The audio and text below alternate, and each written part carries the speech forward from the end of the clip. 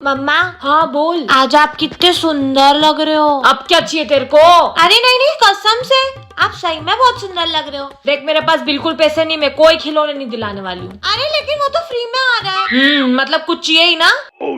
बे मतलब माँ की झूठी तारीफ कर रही थी। बोलो क्या फरमाइश है? वो ना अपनी गली की तूतू ने बहुत सारे पपीज दिए तो एक कुत्ता पर अपने घर लिया है। वाह बेटा, एक जानवर घर में कम नहीं जो दूसरा लिया हूँ मैं। हाँ मम्मा, आप जानवर थोड़ी हो। तेरी बात कर रही थी मैं।